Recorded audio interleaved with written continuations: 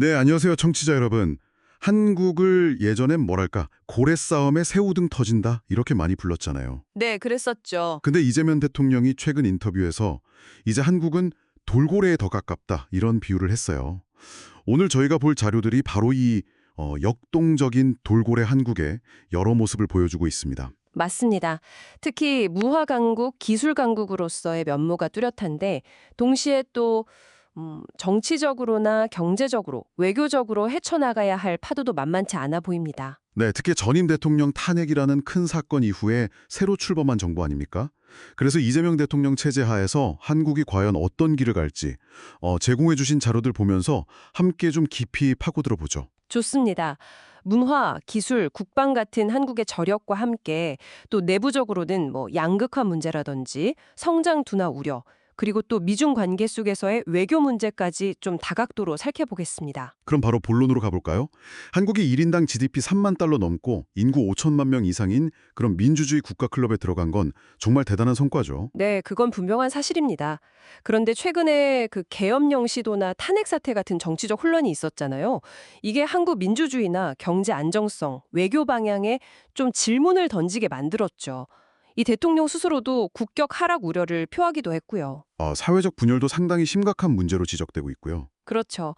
근데 그런 격동 속에서도 참 신기하게 한국의 소프트 파워, 그리고 한류의 힘은 오히려 더 커지는 것 같아요. 네, 더 커진다고요? K-팝 그룹 세븐틴 콘서트에 가보면 정말 다양한 국적의 팬들이 모이거든요. 그리고 BTS가 지금 군복무 중인데도 작년 세계 앨범 판매량 탑10 안에 K-팝 앨범이 4개나 들어갔어요. 와, 대단하네요. BTS 공백에도 그 정도라니. 그러니까요. 이게 그냥 반짝 인기가 아니라는 거죠. 드라마, 영화, 뷰티, 음식까지 확산세가 정말 빠르고요. 맞아요. 얼마 전엔 네덜란드 국왕이 공식 석상에서 김치를 먹는다고 해서 화제가 되기도 했고, 그리고 한강 작가의 노벨문학상 수상, 이것도 정말 큰 뉴스였죠. 아시아 여성 최초였잖아요. 네, 맞습니다. 이런 걸 보면 한류 팬덤이 2012년에는 1,000만 명이 채 안 됐는데 작년에는 2억 2,500만 명을 넘었다는 통계가 있거든요.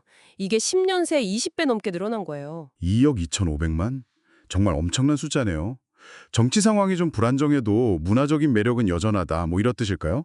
외국인 관광객도 늘었다면서요? 네, 작년 같은 기간보다 20% 증가했다고 합니다. 그러니까 이재명 대통령도 문화가 경제고 문화가 국제 경쟁력이다. 이렇게 강조하면서 K 컨텐츠 지원을 약속한 거겠죠. 수출 금융이나 세금 감면 같은 걸로요. 중요한 건 이게 그냥 문화 자체로 끝나는 게 아니라 전경현 회장 말처럼 한국 제품 구매로 이어진다는 거겠죠? 스마트폰이나 자동차 같은 거요. 정확합니다.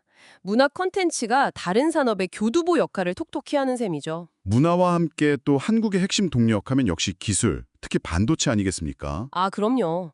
삼성, SK 하이닉스가 메모리 반도체 시장을 꽉 잡고 있고 특히 요즘 AI 시대에 정말 중요한 고대역폭 메모리, HBM이라고 하죠. 네, 그 AI 학습에 필수적인 초고속 메모리요? 맞아요. 이 분야에서는 엔비디아 CEO 젠슨 황이 기술적 기적이라고까지 했으니까요. 하이엔드 로직칩 생산 능력도 갖췄고요. 그래서 이재명 대통령도 100조 원 규모의 민관 펀드를 만들어서 AI랑 반도체 인프라 키우겠다고 한 거군요. 네, 그런 맥락입니다. 그리고 또 하나 주목할 게 K방산의 부상입니다. 우크라이나 전쟁 이후에 군수품 수출액이 어마어마하게 늘었어요. 과거 연평균 한 30억 달러 수준이었는데 최근 3년 동안은 연평균 130억 달러로 뛰었습니다.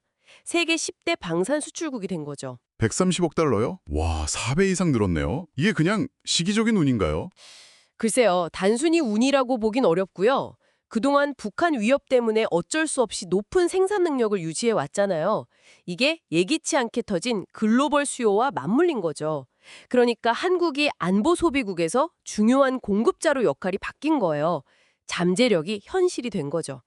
심지어 미국조차 자국 조선업 살리려고 한국의 협력을 요청할 정도니까요. 이야, 정말 여러 분야에서 돌고래다운 민첩함과 저력을 보여주네요. 그런데 이런 강점에도 불구하고 헤쳐나가야 할 파고는 여전히 녹아 보여요. 당장 한국은행이 올해 GDP 성장률 전망치를 0.8%로 낮췄잖아요. 네, 경제적 우려가 있죠. 게다가 트럼프 전 대통령이 만약 재집권하면 관세 폭탄을 또 때릴 수도 있고 미국의 안보 약속이 좀 불확실해질 수도 있고요. 이런 외부 변수도 무시 못합니다. 외교적으로도 줄타기가 더 복잡해진 것 같아요. 그렇죠. 이재명 대통령은 일단 실용 외교를 내세우고 있습니다. 한미 동맹은 강화하고 일본과의 관계 개선도 노력하면서 동시에 중국과의 관계도 좀 복원하고 북한과도 대화를 다시 시작하려는 움직임을 보이고 있어요. 첫 통화는 백악관이랑 했고 일본 총리한테도 관계 진전 희망한다고 했고 시진핑 주석도 초청하고 대북 확성기 발성도 일단 멈췄죠. 네, 그런 초기 행보들을 보이고 있는데 이게 참 쉽지가 않은 게 미국 쪽에서는 좀 더 확실하게 노선을 정하라는 압박이 거셉니다. 미중 사이에서 애매하게 있지 말라는 거죠. 맞아요.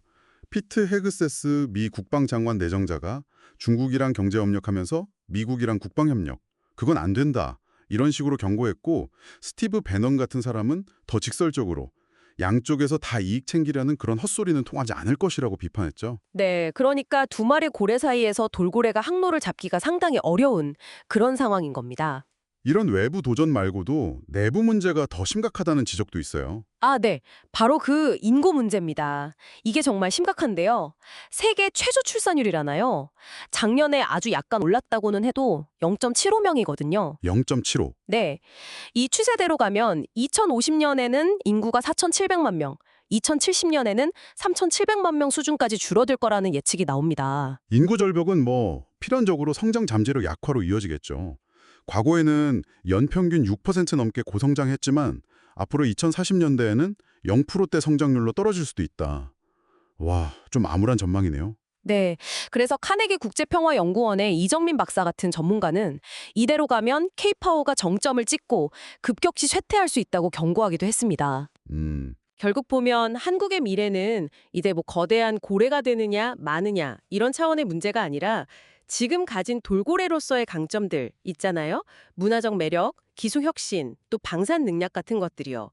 이걸 어떻게 잘 활용하고 키워나가면서 동시에 내부적으로는 정치적 분열, 경제적 어려움, 외부적으로는 지정학적 압박, 그리고 근본적으로는 이 인구 감소라는 엄청난 도전을 극복해 내갈 수 있느냐 여기에 달려있다고 봐야 할 것 같습니다. 생존과 번영을 위한 그 민첩함이 시험대에 오른 거죠. 네. 오늘 저희가 살펴본 것처럼 한국은 정말 눈부신 성취와 동시에 아주 심각한 도전을 안고 중요한 기로에 서 있는 것 같습니다. 이 복잡한 상황을 우리가 계속 주시하는 게 세계 경제나 지정학적으로도 중요한 위치에 있는 이 나라가 앞으로 어떻게 나아갈지 이해하는 데 꼭 필요할 것 같네요. 자, 청취자 여러분께 마지막으로 질문 하나 던지면서 마무리할까 합니다. 당신이 보시기에 앞으로 한국의 10년, 어쩌면 그 이상을 좌우할 가장 결정적인 단 하나의 요인은 무엇일까요? 인구 문제의 극복일까요? 아니면 미중 사이에서의 현명한 지정학적 선택, 혹은 또 다른 기술적 신일까요? 한 번쯤 생각해 보시면 좋겠습니다.